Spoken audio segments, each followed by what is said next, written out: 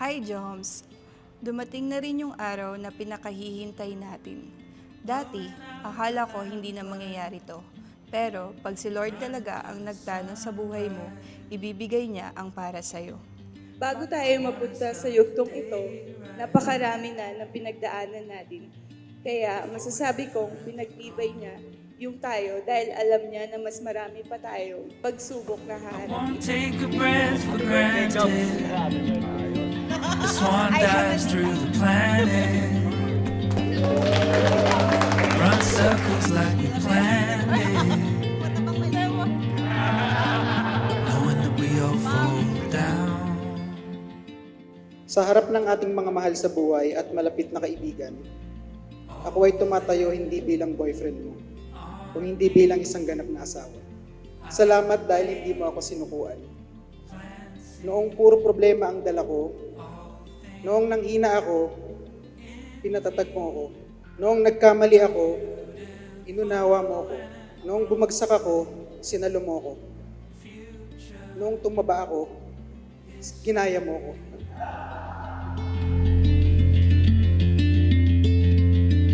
Shadows in the sunlight, caught up in the last fight.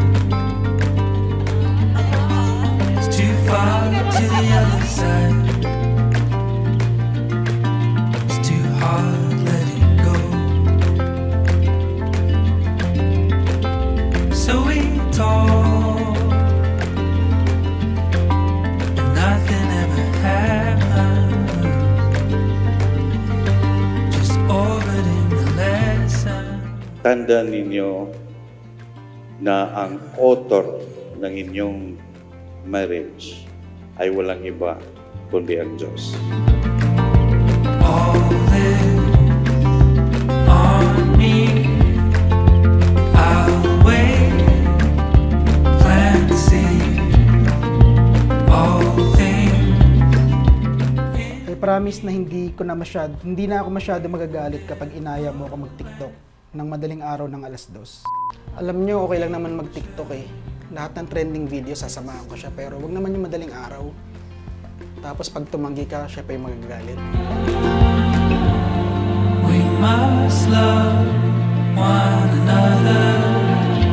Can we dwell on what that means? We are sisters, we are brothers. 11 years ago, through His intervention and His Spirit, He made you fall in love with each other. And then you stayed together.